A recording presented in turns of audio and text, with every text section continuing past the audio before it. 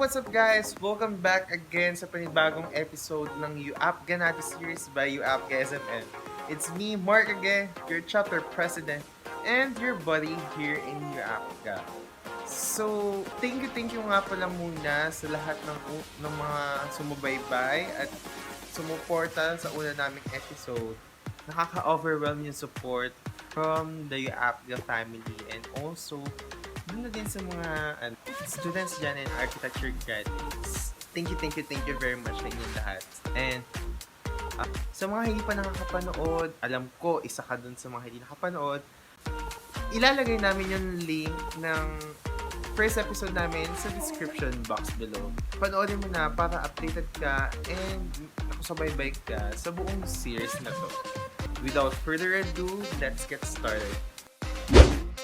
Previously, napag-usapan natin sa previous episode, sabi nung mga professionals na nakausap natin na possible tayo maging apprentice sa isang urban planning firm. Marami pa tayong pwedeng pasukan as an architecture graduate in and out of this pandemic. Meron tayong mga natutunan sa ating mga pinag-aralan na magagamit natin into a different profession.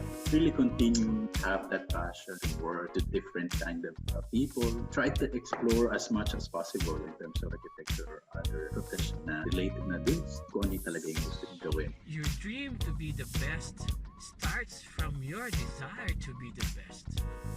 Question is, how bad do you want it? Unang na nga doon is yung pagiging apprentice sa isang urban planning and design firm. Pangalawa is yung pagpasok as an apprentice sa isang lighting layout and design firm. And pangatlo ay yung pagpasok as an apprentice sa isang fashion design studio. So, marami pa tayong possible na pwedeng pasukan as an architecture graduate na may direct relations sa pag-create, design, and conceptualize ng mga bagay. And specifically in architecture. So, bakit nga ba tayo marami pang pwedeng pasukan? You are an architect and something else. Any professional will tell you that you need other skills and other people to succeed. You are an architect pastor, architect father or mother, architect husband or wife, architect teacher, architect friend, architect human being. You can be all of the above: architect pastor, father, husband, teacher, friend, and human being. RA 9266 Section 3 defines architecture as an art, science, or profession of planning, designing, and constructing buildings. As an art form, it means the ability and proficiency of the architect as an independent lifelong learner. Science, translated, means the discipline of continuously applying learning into experience in pursuing declared ends or goals. A profession is what you love to do, not just a job, but a passion. The art, the science, and the profession makes up the architect.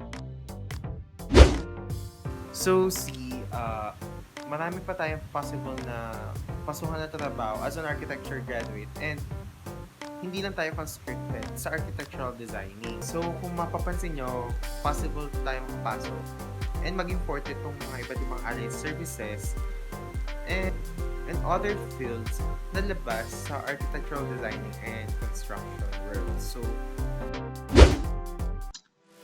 My name is John Paul CATEDRILLA. Bale, nandito ako ngayon sa Belgium, working as an architect.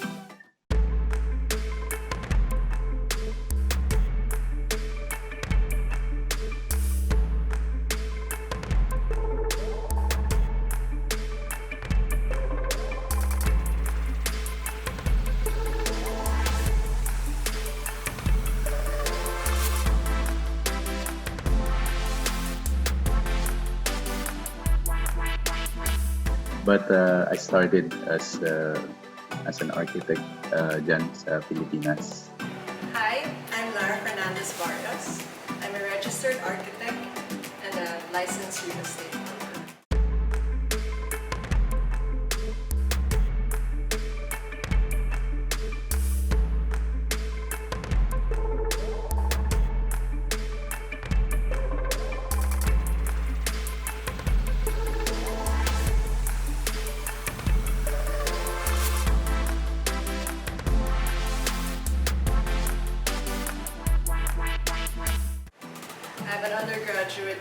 from UP Diliman in BS Architecture. I took the boards for architecture a few years ago, and eventually I took the boards in real estate when the requirements were just as long as I had a 4-year bachelor's degree. Hi everyone, I'm Dianne and I'm gonna share to you my journey and about my business, Formos Creatives.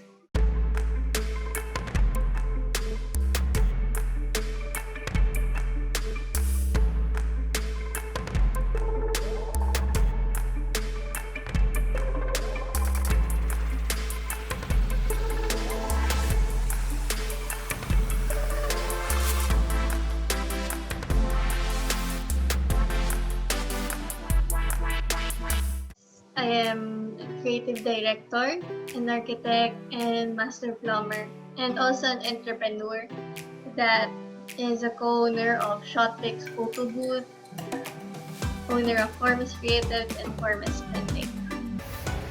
Hello everybody, especially in the Abgas with the message chapter. So my name is Candy Reyes. I'm a freelance graphic artist and illustrator from Cavite, Philippines.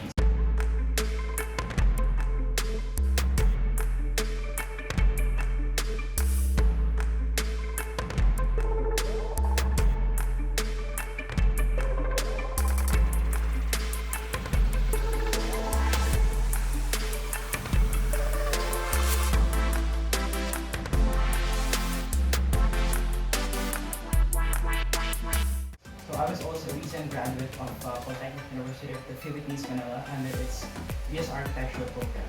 So currently I'm working as a brand ambassador of some local stationery brands in the Philippines, and I'm doing some local and international projects, art commissions, art projects, and some stuff like that.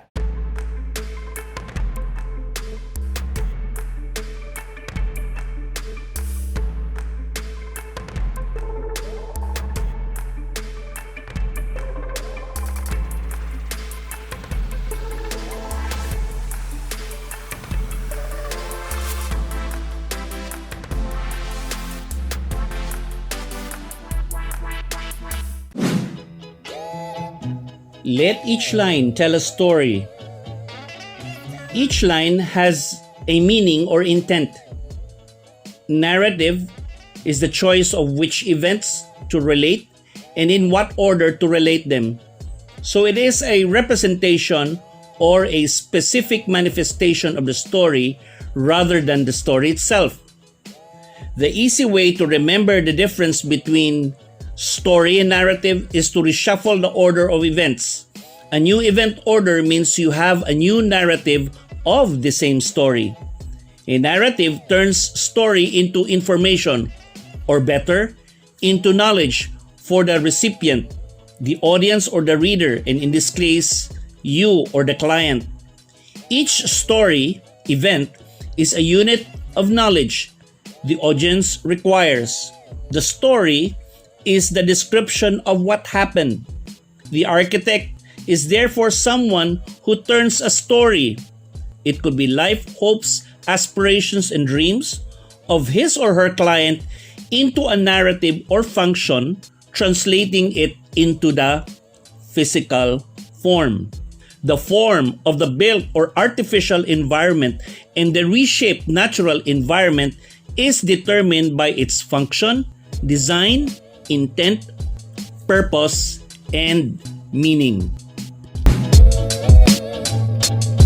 So basically what we offer is branding, content creation, web design, photo booth, pati printing. So ito yung sample of my packages regarding creatives. So it includes social media branding, websites, video vlogging, and content creating and video editing. So this is usually what I do, video shooting, mga teasers, photo shoot, video thumbnails, and ito yung mga platforms kung saan siya makikita. Facebook, YouTube, and Instagram. Being a creative director, ang naging role ko dito is client account management. So, I communicate with clients directly. Pag manage ng mga creatives like graphic designers, videographers, web designers, and other other creatives. Part rin dito is creative directing and yung business side, business development on not just handling but also on how we can improve our system. Kasi it depends talaga sa network mo na sasalihan. So if you are a photographer, if you wanted to be on in line with that the business aside from architecture, kailangan mong ma-expose yung sarili mo sa network ng mga proper photographers club or sa mga bagay na talagang related sa photography. For example, wedding photography or events photography, kailangan mo rin i-enhance yung skills mo sa photography kasi medyo complicated. For example, yung camera is very technical. Hindi naman yun automatic na alam mo na yung gagawin mo kapag nakahawakan mo yung camera. So kailangan mo talaga siyang i-practice. A lots of clicks and photo shoots bago mo masabi na okay, I can sell my photos. What it is I have two jobs. I'm the founding architect and design principal of Larawan Inc. We're a design firm. And at the same time, I'm also a building administrator of the building we work in. We do several projects like Yabu, Wildflower, Ikudo, Max Fried Chicken, Crisostomo, among many others. We've also done some offices like Havas Media Ortega, SNL Inc., Papa Securities. We also do some private homes and some residential condominiums. As a licensed real estate broker, I work also as a building administrator of a building in Makati. And what it is we lease out properties to tenants. I'm currently into arts kasi it is something that I have invested at the early stage of my career. So, ayun, doing this kind of commission, I'm also into public speaking. So, I'm being invited by different universities in the Metro Manila, in Visayas, or even in Mindanao. So, some of my topics for that kind of scope of work is about journalism. I do for architecture forums, arts and design. So it's really something that is I'm passionate about, and I really like doing those things. Me becoming a real estate broker was not really intentional. Lucky that my family has a property development company, and there's no one really who was planning to continue the position. So it made sense for me to take the real estate boards and assume the role of eventually becoming a building administrator. In my journey here, when I was in college, I ventured into multiple businesses like selling pastries, sweets, pag college week, designing shirts, then selling t-shirts then as well. Architects as of the moment, what really inspires the hell out of me is that they would want to share this Filipino architecture mantra or the nationalism or being patriotic on both architectural field and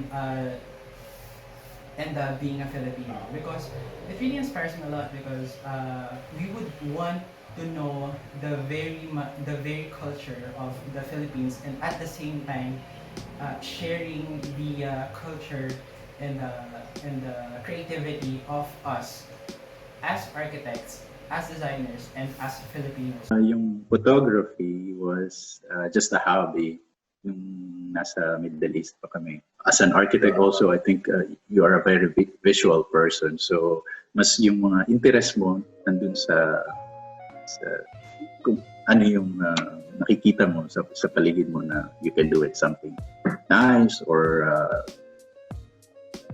basta yung something like photojournalistic or street photography. So I think the biggest link or the biggest connection between those two is creativity as a whole, because well, us as designers and architectural professionals, we're not just mere professionals, but we are professionals of arts and design. So again, in terms of a graphic artist, I think being able to think what are the best aesthetic or design solution. Let's look at two great cities, the city and Tower of Babel and the city and the skyscrapers of New York. Genesis 11:1-9, we see that Babel or Babel was the first megacity, the world's first urban sprawl, with a very high tower, the world's first skyscraper that reaches to the skies. In Genesis 1:18, God instructed man upon creation to disperse and settle in all parts of the earth, over the face of the earth. Now, watch this. In Genesis 13:1-12, Abraham and Lot, the land could not support both the clan of Abraham and Lot. Why? The carrying capacity of the natural environment could no longer support sustainably the built or artificial environment of the two family clans. The same thing with the story of Babel and New York City. We see this phenomenon persisting until today. It is called urban blight, characterized by high population densities. I know of a few other architects who've done the same, but I'm not sure in what percentage they're practicing both professions. In the end, one normally, you use one profession more than the other usually. In my case, I do use the architectural side of my job more often.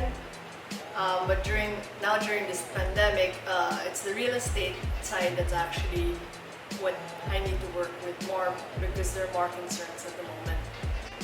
In my case, the advantage is that being an architect, I'm aware on planning, construction, things that a building administrator would need to know in keeping up the upkeep and maintenance of the building.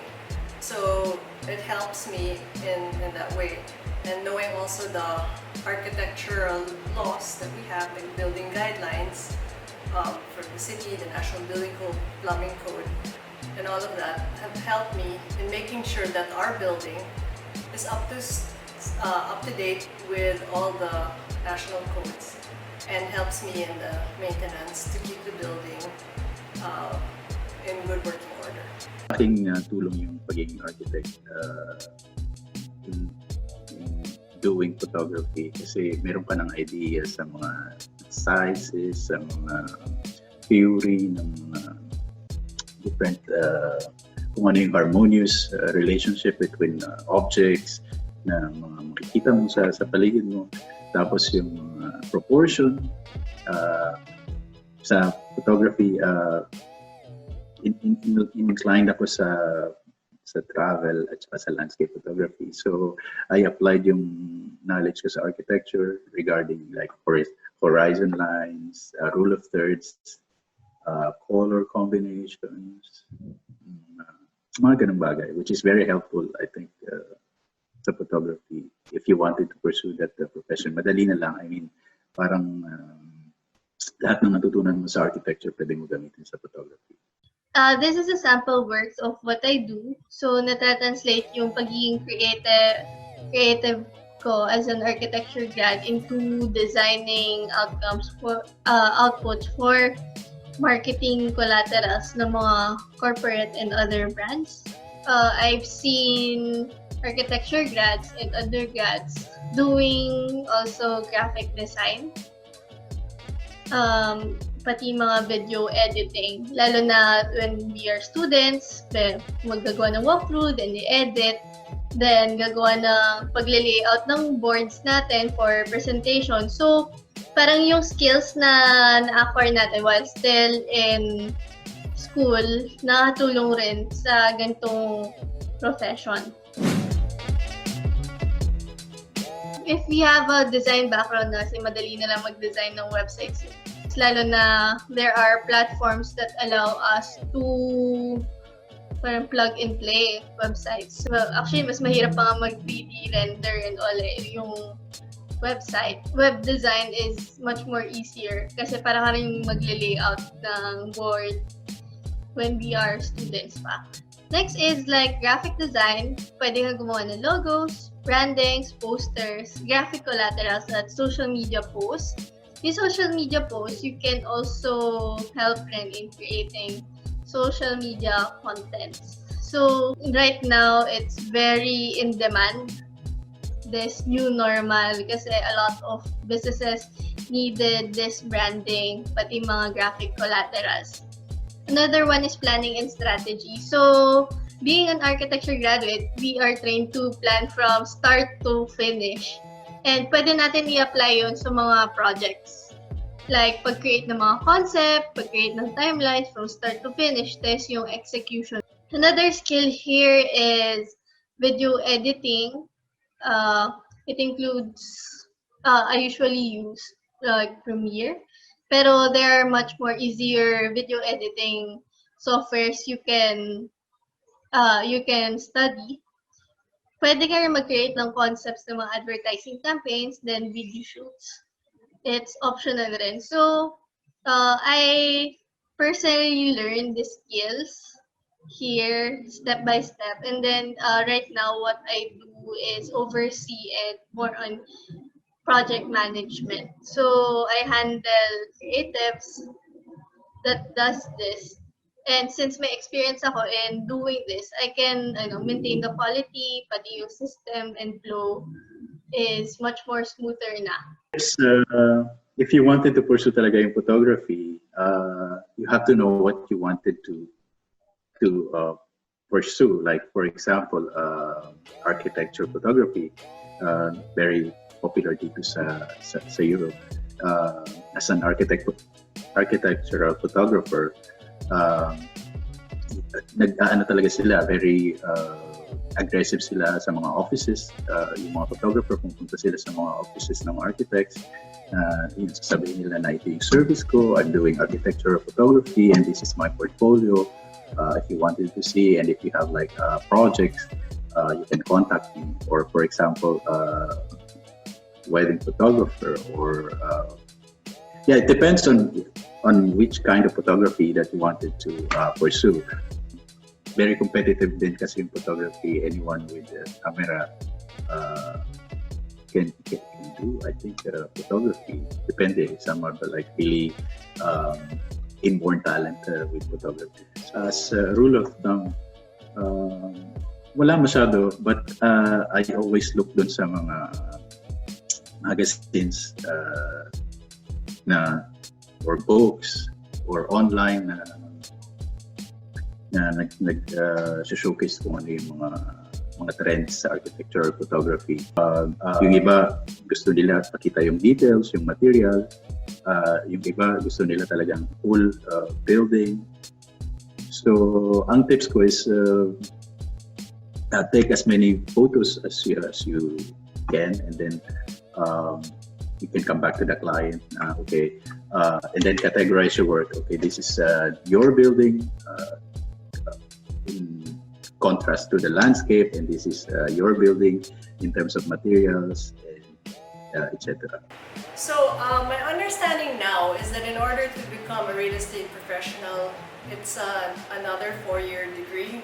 When I took the board exam, any Bachelor of Science, as far as I know, or any 4-year college degree was their minimum requirement to take the real estate licensure. Now I understand that you actually have a 4-year course. So if you're an architect who wants to do real estate, you would probably have to enroll in that course, less your general education subjects. For me, it is very timely because currently, again, pakita ko yung kanina, I'm currently working as a digital artist as well at this very time of pandemic, because to be able to go on or to work from home is really safe as of the moment, because yung labas or yung current pandemic is really dangerous, so you have to work or you have to be resilient as well. In terms of financially, it's really something that I'm really thankful for because as a digital artist and architecture graduate, I can at least balance those things, and being the best of both worlds is kind of a dream for me. So I would really want to balance those two professions na I'm doing. It's like a combination of profession and passion as a whole. So may nasabi sa akin yung professor ko before, and ang sabi niya, kung gusto mo matuto from the basics, you would want to apply on a smaller firm with a smaller number of people, and you would learn at the very beginning, at the very scratch of an architectural project, what are the basics, what are the strengths and weaknesses of the company. You would really see on that, and makikita mo doon yung very start ng project. Marami ka raw talaga matututunan. One thing I look for when I'm looking for, when I'm interviewing applicants rather, for a job is their attitude really. I want to see that they really want to work, that they want to learn, that they want to experience what it's like to design in an architecture firm. In school, when we're younger, most of us think that, rendering is the most important thing. But actually, it's not. It helps a lot, but really what we look for is your planning skills, especially as a design firm. Planning, drafting, detailing, these are the skills that we look for. Also, willingness to learn. Being a team player is also very important, as most of the time you will be working in teams. One very important thing is if you apply for a job and you're called back or asked to come in for an interview, please do respond.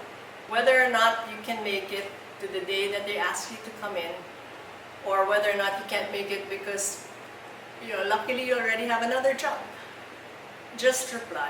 It's the proper thing to do, to always reply to the emails or calls being given. Doesn't have to be long, it just needs to be thank you or I'm sorry, I won't be able to make it. But the last thing that the employer wants or prospective employer wants is to be kept hanging when you don't intend to show up.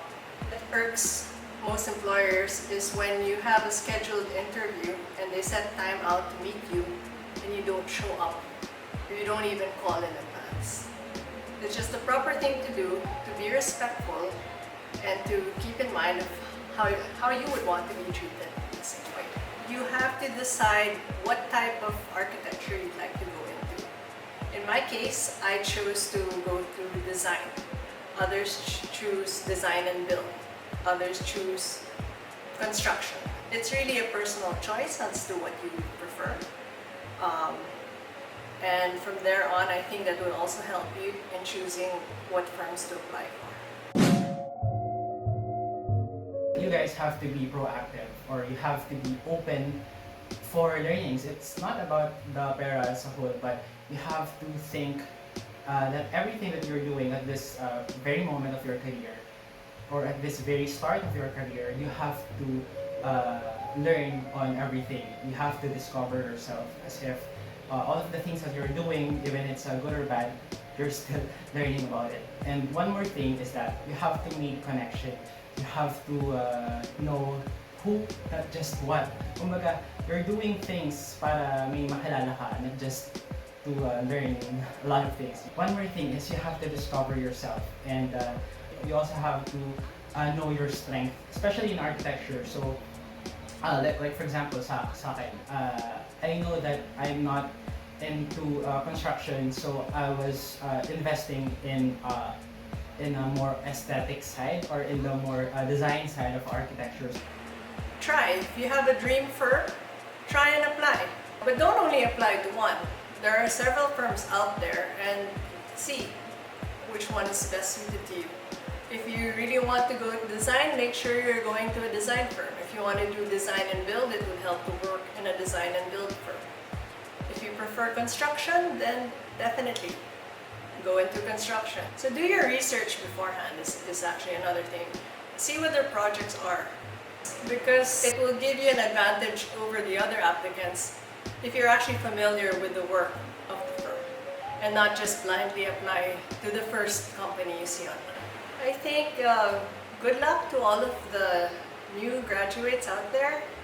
We have a lot of building and constructing to do in this country, and I do hope that these little tidbits have helped you.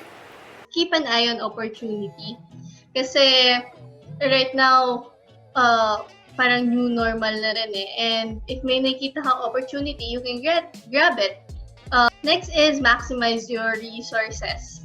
So right now, every information is at the very, very accessible. So if you want to learn a new skill or you want to start a business, you can easily learn it right now compared to dati na pupunta pa sa library, interview mo yung tao personal. Now, you can learn from mentors online, and if ever you want to learn a skill, it's very easily accessible now. Just be adaptable. So, things will be unpredictable na in a few months or few years. So, being adaptable is one thing you can do. And part dito is like masanay rin in terms of digital interface. Kasi parang ito na yung magiging the next new thing. And I'm gonna leave you with a quote. So the key to thriving in the digital age is being able to adapt. The moment someone stops adapting is the moment they start falling behind. And one thing that I really love about this quote is thriving, kasi with the skills that you have, lalo na if you are an architecture graduate, is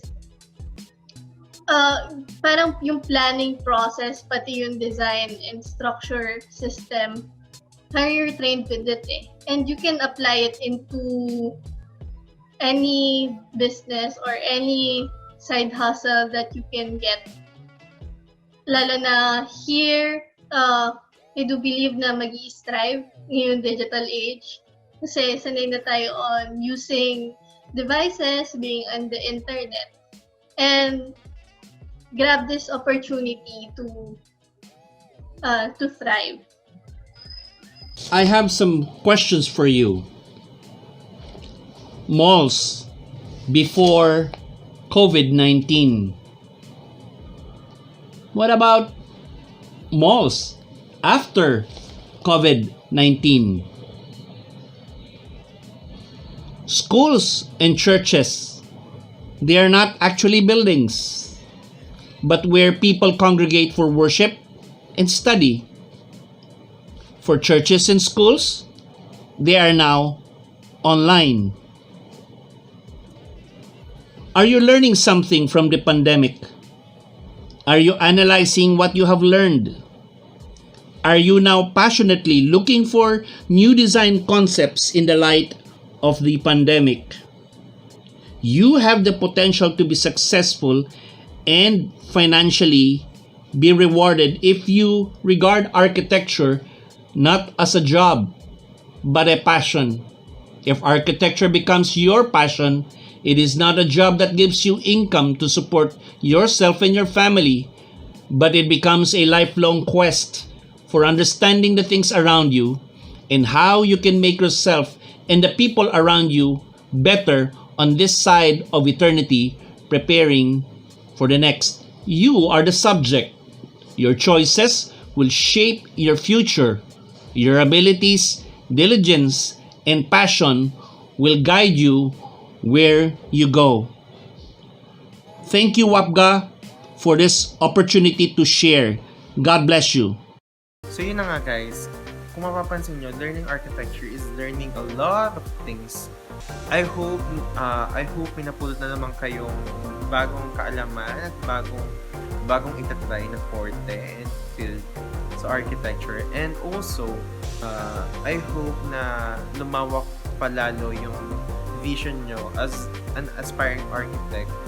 Paano ba yung kung paano pa yung trabaho ng isang architect in the real world. As an aspiring architect, marami pang avenues and marami pang allied services and fields na pwede mo pang pagbutihan and maging forte mo in the near future. And kung yung nakikita nyo sa mga design, sa mga architecture schools, in comparison, paglabas nyo dyan, I bet magigets nyo na ang laki pa ng world ng architecture to explore. So yun na yun guys. So if you like this video, nakatulong kami para makaroon kayo ng panibagong knowledge with regards to architecture as profession. Please give us a like, click the subscribe button down below, and hit the notification bell na din para updated ka sa mga susunod pa naming videos and updates dito sa channel namin. And yun lang. Thank you guys. Padayon nagbarugan.